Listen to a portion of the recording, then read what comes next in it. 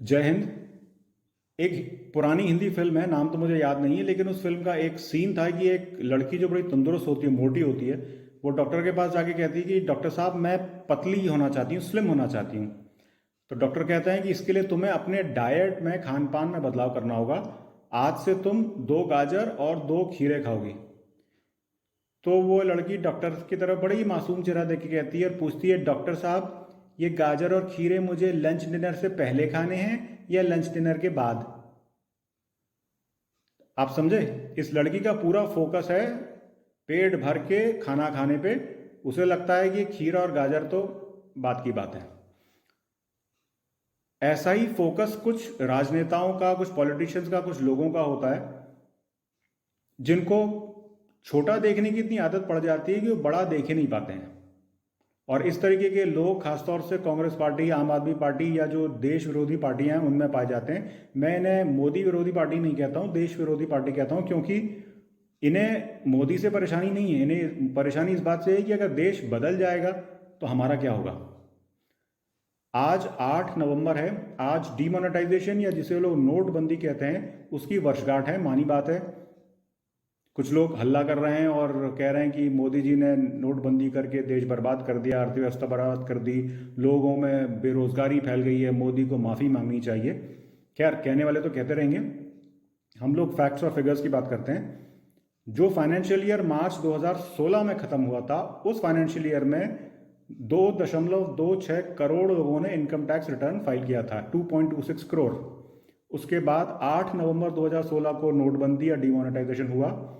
इसके बाद जो फाइनेंशियल ईयर खत्म हुआ मार्च 2017 में, उसमें 2.82 crore income tax return file हुए, 2.82, यानी 24% की बढ़ोतरी हुई। 24% ज़्यादा लोगों ने इनकम टैक्स रिटर्न फाइल किए। मार्च 2022 में, जो साल अभी खत्म हुआ है, इसमें टोटल इनकम टैक्स रिटर्न जो फाइल हुए हैं वो हैं 5.86 करोड़, 5.86 करोड़। तो अगर 2016 और 2022 के बीच में देखें तो ये है 17% कंपाउंडेड एनुअल ग्रोथ, यानी हर साल 2016 से लेकर आज तक हर साल 17% ज़्यादा लोग रिटर्न फाइल कर रहे हैं। एक तरफ तो ये देश विरोधी पार्टियां कहती हैं कि मोदी जी ने अर्थव्यवस्था बर्बाद कर दी, लोग बेरोजगार हो गए, लोगों के पास खाने को नहीं है। अगर ये सही है तो ये हर साल 17% ज़्यादा लोग रिटर्न फाइल कैसे कर रहे हैं? कहाँ से आए हैं ये लोग? ज़्यादा रिटर्न फाइल होने के सिर्फ दो ही कारण हो सकते हैं। नंबर एक, अर्थव्यवस्था अच्छी हो गई, लोग अच्छा कमा रहे हैं, इसलिए अपनी कमाई पे आईटीआर फाइल कर रहे हैं, इनकम टैक्स रिटर्न फाइल कर रहे हैं।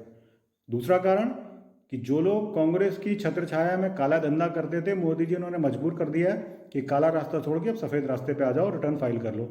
दोनों ही बातें हमारे देश और अर्थव्यवस्था के लिए अच्छी हैं।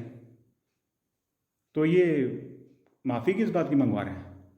परेशानी यह है कि इनकी सोच छोटी है। इन्हें लगता है कि नोटबंदी का मतलब है कि जो कैश किसी के घर में रखा था वो वहीं रह जाए और वो बैंक में ना आ पाए, इसी का मतलब होता है नोटबंदी। मतलब जिस जैसे उस लड़की को सिर्फ गाजर और खीरे का मतलब समझ में नहीं आ रहा था, वैसे ही छोटी सोच है इनकी। यहाँ पर उनको याद करना ज़रूरी है जो कि कैम्ब्रिज यूनिवर्सिटी से पढ़ के आए हैं और कांग्रेस पार्टी के नेता हैं, फाइनेंस मिनिस्टर रह चुके हैं, mister P Chidambaram.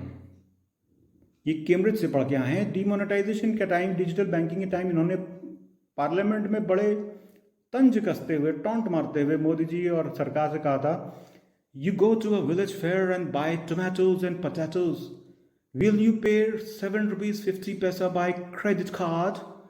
What will that poor lady do? तो ये जो ल्यूटेंस दिल्ली वाले लोग हैं, इनके लिए डिजिटल बैंकिंग का मतलब होता है क्रेडिट कार्ड।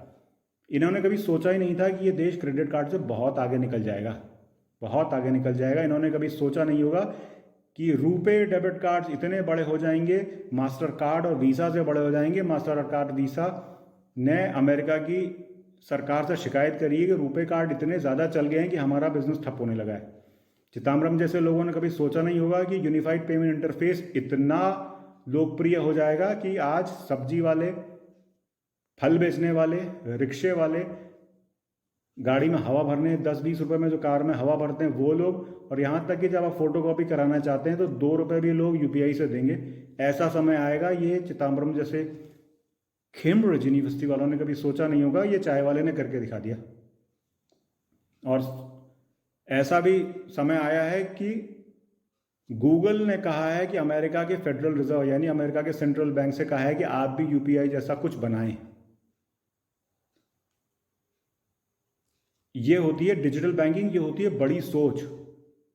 तो जो लोग छोटी सोच के हैं वो बैठकर आज मोदी जी से माफ़ी मांग रहे हैं, और जो बड़ी सोच के हैं मोदी जी जैसे लोग वो देश को आगे बढ़ा रहे हैं। आपको, मुझको, देश के नागरिकों को ये सोचना है कि हमारे लिए क्या अच्छा है, मोदी जी या ऐसे नेता जिनका दिमाग घुटने में है।